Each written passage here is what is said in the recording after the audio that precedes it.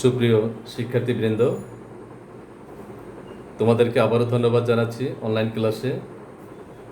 আমি মোহাম্মদ এমাদুল হক, সহকারী শিক্ষক, পিরোজপুর সরকারি বালিকা উচ্চ বিদ্যালয় দশম ও নবম শ্রেণীর হিসাব বিজ্ঞান বিষয়ের অনলাইন ক্লাসে তোমাদের সবাইকে আবার স্বাগত জানাচ্ছি। গত ক্লাসে আমরা আর্থিক অবস্থার বিবরণী করেছিলাম। সেখানে আমরা কিভাবে মোট লাভ নির্ণয় করব তার একটি নমুনা ছক তোমাদের কাছে দেওয়া হয়েছিল এবং বলা হয়েছিল তোমরা অবশ্যই চার্টটি ভালো মতো বেশি বেশি অধ্যয়ন করবে, যাতে আমাদের অঙ্কগুলো করতে সহজ হয়। গত ক্লাসের চার্টটি আমি একটু পুনরায় আবার আলোচনা করছি, তোমরা একটু লক্ষ্য করো। আমাদের বলা ছিল প্রথমে আমরা নিট বিক্রয় বের করব। কিভাবে নিট বিক্রয় বের করব? বিক্রয়ের সাথে যদি কোনো বাকিতে বিক্রয় থাকে সেটা আমরা যোগ দেব, এবং বিক্রয় ফেরত থাকলে সেটা বাদ দেব, বিক্রয়ের উপর বাট্টা থাকলে বাদ দেব। এইভাবে করে আমরা নেট বিক্রয়টি আমরা বের করব। মাইনাস বিক্রিত পণ্যের ব্যয়। বিক্রিত পণ্যের ব্যয়ের ভিতরে ছিল প্রারম্ভিক মজুত পণ্য ক্রয়। ক্রয়ের সাথে আমাদের কিছু সমন্বয় থাকতে পারে, যেমন ক্রয়, বাকিতে যদি ক্রয় থাকে যোগ অলিখিত ক্রয়, মাইনাস ক্রয় ফেরত, মাইনাস ক্রয়ের উপর বাট্টা, মাইনাস বিনামূল্যে পণ্য বিতরণ, মালিক কর্তৃক পণ্য উত্তোলন। এরকমের আরও কিছু অপশন আছে, সেগুলো আমরা যোগ বিয়োগ করে আমরা নিট ক্রয় বের করব। ক্রয়ের সাথে প্রত্যক্ষ খরচগুলো যোগ দেব। সেই প্রত্যক্ষ খরচ কী হতে পারে? মজুরি, ক্রয় পরিবহন, ডক চার্জ, তারপরে আমদানি শুল্ক বা শুল্ক, এগুলো আমরা যোগ করব। যোগ করার পরে সেখান থেকে মাইনাস সমাপনী মজুত পণ্য বাদ দেব। বাদ দেওয়ার পরে বিক্রিত পণ্যের ব্যয় পাবো। নিট বিক্রয় থেকে বিক্রিত পণ্যের ব্যয় বাদ দিলে আমরা পাবো মোট মুনাফা। তাই সেই চারটির আদলে আমরা আজকের একটি অঙ্ক থেকে কিভাবে মোট মুনাফা নির্ণয় করতে হয় সেটি আমরা খেয়াল করব। তোমরা লক্ষ্য করো, দেখো তোমাদের সামনে আমি একটি বই ধরলাম। তোমাদের বইটির পৃষ্ঠা নাম্বার 156, উদাহরণ 2, এটি রেওয়া মিল আমি তোমাদের সামনে তুলে ধরলাম। নিশ্চয়ই দেখা যাচ্ছে রেওয়া মিলটি। দেখো রেওয়া মিলটি, এই রেওয়া মিলের ভিত্তিতেই আমরা আর্থিক অবস্থার বিবরণীর বিশদ আয় বিবরণী করব। এবং রেওয়া মিলের সাথে দেখো নিচে কিছু সমন্বয় দেওয়া আছে। সমন্বয়, যার ইংরেজি শব্দ হচ্ছে অ্যাডজাস্টমেন্ট। এই সমন্বয়গুলোকে আমরা এর সাথে অন্তর্ভুক্ত করা বা প্রয়োগ করে আমরা মোট মুনাফা নিট মুনাফা নির্ণয় করব। তা আমরা আজকের এই রেওয়া মিলের ভিত্তিতে এবং সমন্বয়ের সহায়তায় আমরা একটি মোট মুনাফা নির্ণয় করব। এবার বোর্ডের দিকে খেয়াল করো। আমি বোর্ডে তোমাদের একটি বিশদ আয় বিবরণীর ছক দিয়েছি। তোমরা আমার সাথে সাথে ইচ্ছা করলে খাতায় তোমরা এই ছকটি এঁকে নিতে পারো। নেওয়ার পরে আমার সাথে অঙ্কটি করতে পারো বা লক্ষ্য করতে পারো।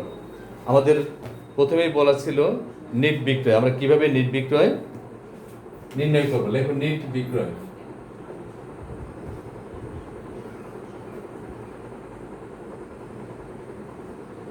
প্রথমে এসে আমরা বিক্রয় বিক্রয় বিক্রয় কত আছে?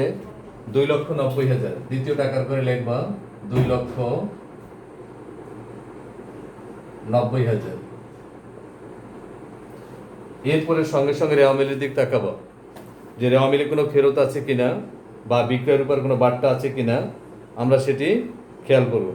আমরা দেখতে পাচ্ছি রেওয়া মিলের ভিতরে পণ্য ফেরত। এই পণ্য ফেরত ডেবিট এবং ক্রেডিট দুই দিকে টাকার পরিমাণ দেওয়া আছে। ডেবিট দিকের টাকাটি হচ্ছে বিক্রয় ফেরত এবং ক্রেডিট দিকের টাকাটি হচ্ছে ক্রয় ফেরত। তাহলে বিক্রয় থেকে বিক্রয় ফেরত বাদ যাবে। দেখো মাইনাস বিক্রয় ফেরত, মাইনাস বিক্রয় ফেরত। বিক্রয় ফেরত কত আছে? 4,000। মাইনাস করে 4,000, 2,86,000। এই আমি নিট বিক্রয় পেয়ে গেলাম। মাইনাস বিক্রিত পণ্যের ব্যয়, বিক্রিত পণ্যের ব্যয়। প্রথমে আসে প্রারম্ভিক মজুত পণ্য। প্রারম্ভিক মজুদ পণ্য। দেখো প্রারম্ভিক মজুদ পণ্য আছে কোথায়? একদম শেষে, রেওয়া মিলটির শেষে আছে 3000 টাকা, নিয়ে নাও 3000, দ্বিতীয় টাকার করে বসাবো। এরপর আসো ক্রয়।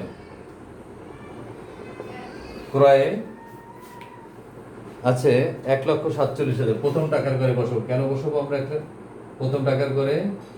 মনে রাখবা যে সমস্ত এন্ট্রির সাথে যোগ বিয়োগ অর্থাৎ যে সমন্বয় অ্যাডজাস্ট করা থাকবে সেগুলো প্রথম টাকার করে বসিয়ে আমরা যোগ বিয়োগ করে দ্বিতীয় টাকার করে নিয়ে যাব। যেমন এখানে আছে ক্রয় ফেরত, মানে কি আছে? ক্রয় ফেরত মাইনাস ক্রয় ফেরত।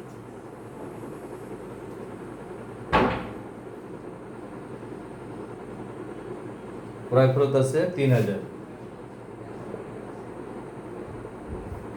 এবং আর কোন এন্ট্রি আমরা দেখতে পাচ্ছি না। তাহলে কত আসলো? 1,44,000। এবারে আমরা দেখব আমাদের প্রত্যক্ষ কি খরচ আছে। আন্তঃপরিবহন, আন্তঃপরিবহনে আরেকটা আছে ক্রয় পরিবহন। তাহলে এখানে আসবে আন্তঃপরিবহন।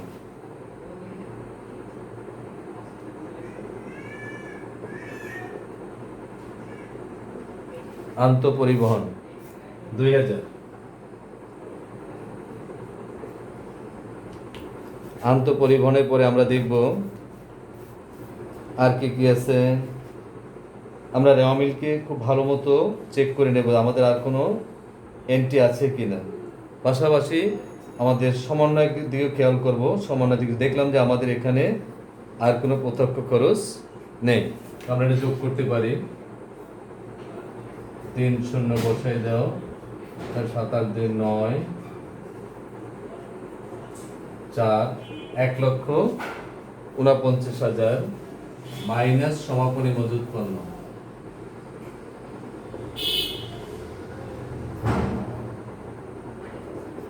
সমাপনী মজুদ পণ্য আছে, এটা আমরা পাবো সমন্বয়তে। তোমরা খেয়াল করো, সমাপনী মজুদ পণ্যে বলা আছে সমাপনী মজুদ পণ্যে ক্রয় মূল্য 5,000 টাকা এবং বাজার মূল্য 4,000 টাকা। মনে রাখতে হবে এই দুইটি মূল্যের ভিতরে যার মূল্য কম আমরা সেটিকে নিয়ে কাজ করব। তাহলে আমরা দেখলাম কি বাজার মূল্য কম, তো সমাপনী মজুদ পণ্যের মূল্য হবে 4,000 টাকা। এই 4,000 এখানে বসিয়ে দাও। এবার বিয়োগ করো, 5 4, 1,45,000, 1,45,000। এবার নিট বিক্রয় থেকে বিক্রিত পণ্যের ব্যয় বাদ দাও, বাদ দিলে আসবে 3 শূন্য 5 আর 1 6 4 আর 4 8, 1,41,000। এটার নাম হচ্ছে মোট মুনাফা।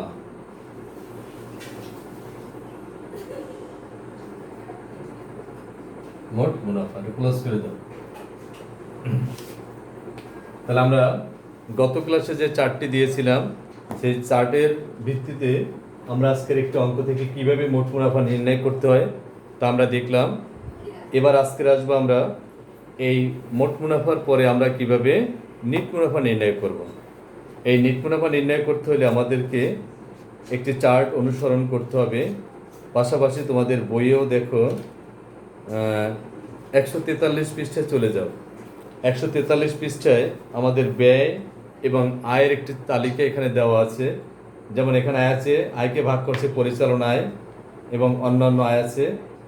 পরিচালনা আয় দিয়ে আমরা তো মোট মুনাফা নির্ণয় করলাম এবং অন্যান্য আয়টি নিয়ে আমরা নিট মুনাফা করব। এবার এখানে পরিচালন ব্যয় আছে এবং অন্যান্য আরও ব্যয় আছে। এর ভিত্তিতে আমরা একটি নিট মুনাফার চার্ট আমি তোমাদের সামনে উপস্থাপন করতেছি, তোমরা লক্ষ্য করো।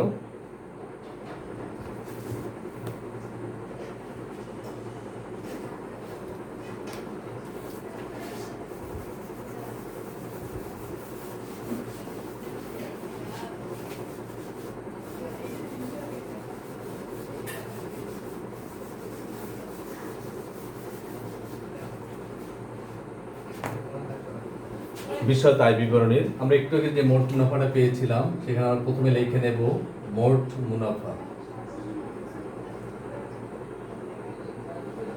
তৃতীয় টাকার ঘরে 3টা ক্রস চিহ্ন দাও, যোগ পরিচালন ব্যয়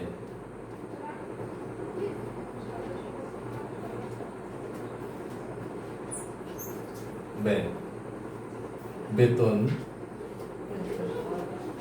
প্রথম টাকার করে বসাও, যোগ বকেয়া থাকতে পারে, যদি বকেয়া থাকে আমরা যোগ দিব, অগ্রিম থাকলে বাদ দেব।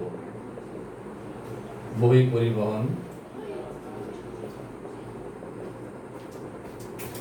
বা বিক্রয় পরিবহন,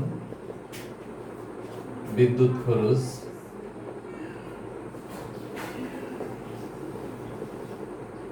বিজ্ঞাপন প্রথম টাকার করে বসাবো। যদি আমার সমন্বয়তে বলা থাকে বিনামূল্যে পণ্য বিতরণ আর মোট বিজ্ঞাপনের 5/1 বা 4/2 বিলম্বিত করো, বা অথবা 5/1 অবলোপন করো, আমার সমন্বয়তে যেভাবে বলা থাকবে আমরা ঠিক সেইভাবেই অঙ্কটি করব। তাহলে আমরা এখন একটি ধারণা নিই যে কীভাবে করতে হবে, এরপরে যখন অঙ্ক করব তখন আমরা আরও ক্লিয়ার হয়ে যাব। তাহলে বিজ্ঞাপন যোগ বিনামূল্যে পণ্য বিতরণ,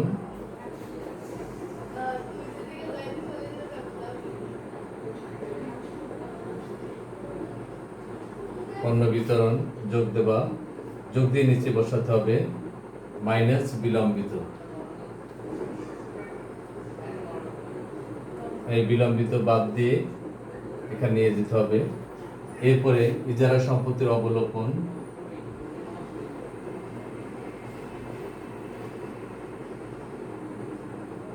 অবলোপন, সুনামের অবলোপন,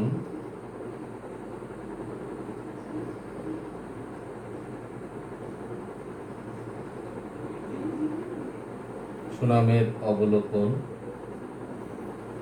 তারপরে অবচয়, সে অবচয়টা স্থায়ী সম্পত্তির অবচয়, দালান কোঠা, দালান কোঠা, যন্ত্রপাতি, এরকম থাকলে যোগ দিয়ে আমরা এখানে নিয়ে যাব। এরপরে আসি আমরা কুরিন, এরপরে মনিহারি থাকতে পারে, প্যাকিং খরচ, আমি একটু মুছে আবার উপর দিয়ে কিছু লিখে দিচ্ছি।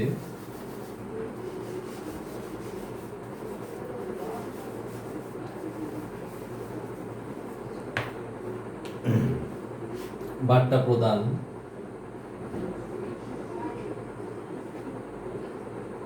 কমিশন প্রদান,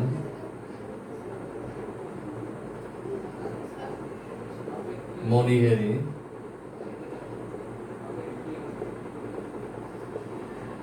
এরপরে আমরা কুরিন। আর আছে কুরিন সম্পর্কিত, এটা একটু খুব ইম্পর্টেন্ট, এটা বিষয়টি তোমরা খুব ভালো মতো রপ্ত করার চেষ্টা করবা যে কুরিন প্রত্যেকটি আর্থিক অবস্থার বিবরণীতে এই কুরিন সম্পর্কিত এন্টিটি সবসময় থাকে। কুরিন কি আসলে? কুরিনের আরেক নাম আছে অনাদায়ী দেনা, যার ইংরেজি শব্দ হচ্ছে ব্যাড ডেট। এই কুরিন হচ্ছে যে ঋণ কখনোই আদায় হবে না, অর্থাৎ অনাদায়ী দেনা, যে দেনা কখনোই আদায় হবে না, সেটি হচ্ছে কুরিন বলি বা অনাদায়ী দেনাই বলি। এখন এই প্রত্যেকটি ব্যবসা প্রতিষ্ঠান ব্যবসার শুরুতে সে ধরে নেয় তার মাস শেষ হতে পারে বা বছর শেষে বা হিসাবকাল শেষে যে তার কারবারে এরকম কিছু দেনা কখনোই আদায় হবে না। সেটা এই অর্থাৎ সে দোকানের মালিক হতে পারে, ব্যবসা প্রতিষ্ঠানের মালিক হতে পারে, তারা এটি মাথায় রেখেই এই তার লাভের কিছু অংশ থেকে সঞ্চিত করে রাখে, অর্থাৎ হিসাবকাল শেষে যাতে ওই কুরিনের টাকাটি এই সঞ্চিত হিসাব দিয়ে সে মোকাবিলা করতে পারে বা এটিকে সমন্বয় করে নিতে পারে তার কারবারের হিসাবের জন্য। তেমনি আমাদের হিসাবেও অর্থাৎ অঙ্কে আমরা যখন আর্থিক অবস্থার বিবরণী করতে যাব সেই ক্ষেত্রে আমাদেরও রেওয়ামিলের ভিতরে এরকমের কুরিন এবং কুরিন সঞ্চিতি নামে আমরা একটি এন্ট্রি পাবো, বা অনাদায়ী দেনা বা অনাদায়ী দেনা সঞ্চিতি নামে পাবো। পাশাপাশি আমাদের সমন্বয়তে পাবো এরকমের যে এত টাকা কুরিন হিসেবে অবলম্বন করো, অবশিষ্ট দেনাদার উপরে এত % হারে সঞ্চিতি তৈরি করতে হবে, এরকম আমাদের বলা থাকবে। যখন সেরকম বলা থাকবে সেই ক্ষেত্রে কুরিনটি কার উপর হবে? দেনাদার উপর। কার উপর ক্যালকুলেশন আমরা করবো? এটা দেনাদার উপর, অর্থাৎ দেনাদার কত টাকা আছে তার উপরে ক্যালকুলেশন হবে কুরিন সঞ্চিতির। সেই ক্ষেত্রে আমাদেরকে সমন্বয়তে আমরা ধরে নিলাম আমাদের এখানে সমন্বয়তে যে 10% হারে কুরিন সঞ্চিতি ধরতে বলা হয়েছে। এই 10% যে কুরিন সঞ্চিতি এটির নামই হচ্ছে সমাপনী কুরিন বা সন্দেহজনক দেনা সঞ্চিতি। তাহলে আমরা কি লিখবো? প্রথম লিখবো কুরিন, সমাপনী কুরিন বা সন্দেহজনক দেনা সঞ্চিতি। সমাপনী কুরিন, সমাপনী কুরিন ও সন্দেহজনক দেনা সঞ্চিতি।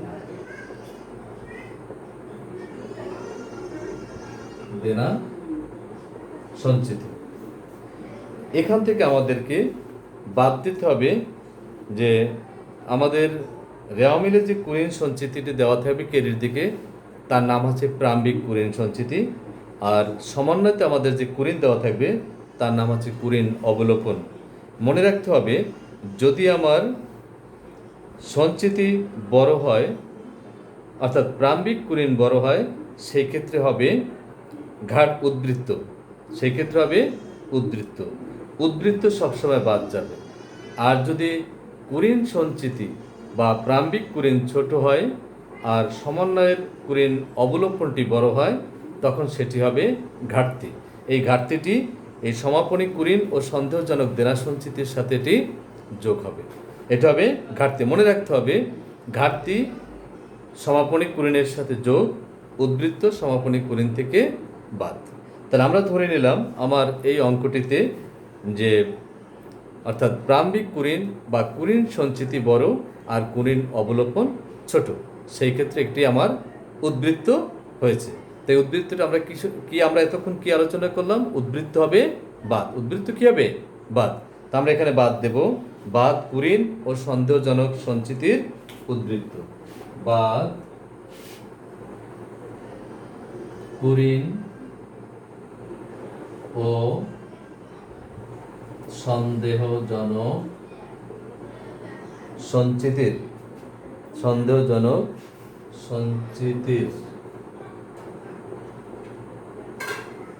উদ্বৃত্ত। উদ্বৃত্ত সূত্রটি কি? উদ্বৃত্ত সূত্র হচ্ছে প্রারম্ভিক উদ্বৃত্ত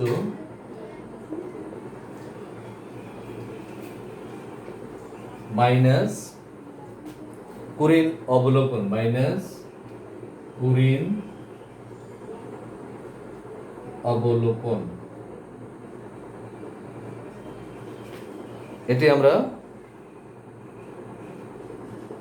এখান থেকে বাদ দিব। অথবা আরেকটা কি করতে পারবো? অথবা করতে পারবো যোগ কুরিন ও সন্দেহজনক সঞ্চিতির ঘাটতি। এইটি অর্থাৎ আমরা এতক্ষণ শিখলাম যে কুরিন ও সন্দেহজনক উদ্বৃত্ত যদি হয় সেই ক্ষেত্রে হবে বাদ, আর যদি কুরিন ও সন্দেহজনক সঞ্চিতির ঘাটতি হয় তাহলে সেটা হবে যোগ। তা যোগ হলে আমাদের এখানে তখন এই সমাপনী কুরিনের সাথে যোগ হবে, কিন্তু এখানে আমার কি হয়েছে? উদ্বৃত্ত, সেই ক্ষেত্রে এটা হবে বিয়োগ। বিয়োগ হয়ে এখানে বসে যাবে। ক্লিয়ার? এটা কি তোমরা বুঝতে পারছো? আবার আমি বলতেছি যে সমাপনী কুরিন ও সন্দেহজনক দেনা সঞ্চিতি থাকবে, এটি হলে আমরা পার্সেন্টেজ করে যেটা পাবো সেটি। আর রেওয়া মিলে যে কুরিন সঞ্চিতি অর্থাৎ প্রারম্ভিক কুরিন সঞ্চিতি, আর আমার সমন্বয়তে বলা থাকবে যে কুরিন অবলোকন। এই দুটির ভিতরে যদি প্রারম্ভিক বড় হয় তাই ঘাটতি, ঘাটতি হলে বাদ যাবে। আর যদি প্রারম্ভিক ছোট হয়, অবলোকন বড় হয়, তাহলে হবে ঘাটতি, সেই ঘাটতিটি হবে যোগ। আর যদি কুরিন সঞ্চিতি প্রারম্ভিক বড় হয় আর কুরিন অবলোকন যদি ছোট হয়, তাহলে হবে উদ্বৃত্ত। উদ্বৃত্ত বাদ, ঘাটতি যোগ। স্পষ্টভাবে মনে রাখতে হবে যে উদ্বৃত্ত যদি হয় সেটি বাদ, আর যদি ঘাটতি হয় তাহলে যোগ। কার সাথে? এই যে সমাপনী কুরিন ও সন্দেহজনক দেনা সঞ্চিতির সাথে। ক্লিয়ার সবাই? অর্থাৎ এইটুকু একটু বুঝতে কষ্ট হবে। এটি করার পরে এখানে আমাদের আরও অনেক এন্ট্রি যাবে। সে এন্ট্রিগুলো যেমন সেটা ব্যাংক চার্জ হতে পারে, বিমা খরচ হতে পারে, এরকম যত খরচগুলো আছে আমরা সেটা যোগ দেব। যোগ দেওয়ার পর এখানে নিয়ে আসবো, নিয়ে এসে মোট মুনাফা থেকে বাদ দেব। এটার নাম হচ্ছে পরিচালন মুনাফা। এটার নাম কি? পরিচালন মুনাফা। এই পরিচালন মুনাফার সাথে যোগ হবে, যোগ অন্যান্য আয়, অন্যান্য আয়। সে আয়টা কি হতে পারে? বিনিয়োগের সুদ, বিনিয়োগের সুদ। আমরা ইচ্ছে করলে এবারে বসাতে পারি উত্তোলনের সুদ,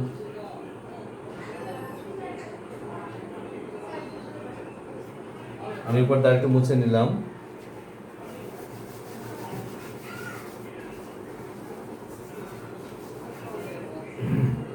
সঞ্চয়পত্রের সুদ,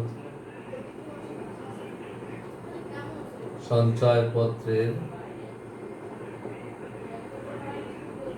সুদ। শিক্ষানবিশ ইসলামী, শিক্ষানবিশ ইসলামী ইত্যাদি। এইখানে আমরা যোগ দিয়ে এখানে নিয়ে আসবো, পরিচালন মুনাফার সাথে যোগ দিয়ে এখানে বসাবো, মাইনাস অন্যান্য ব্যয়।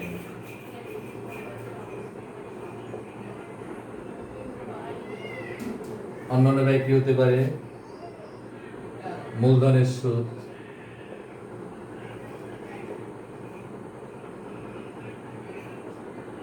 মূলধনের সুদ যোগ অতিরিক্ত মূলধনের সুদ,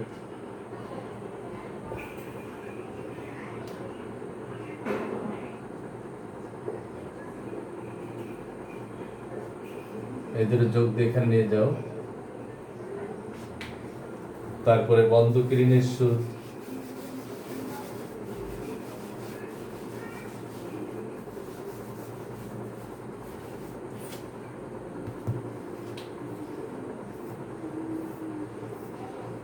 বন্ধক ঋণের সুদ,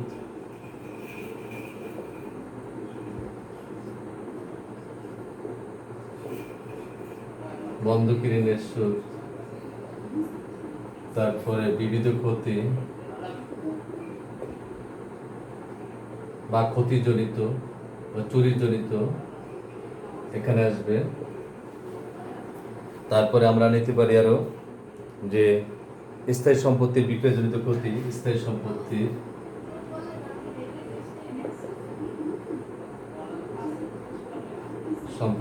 বিক্রয়জনিত ক্ষতি।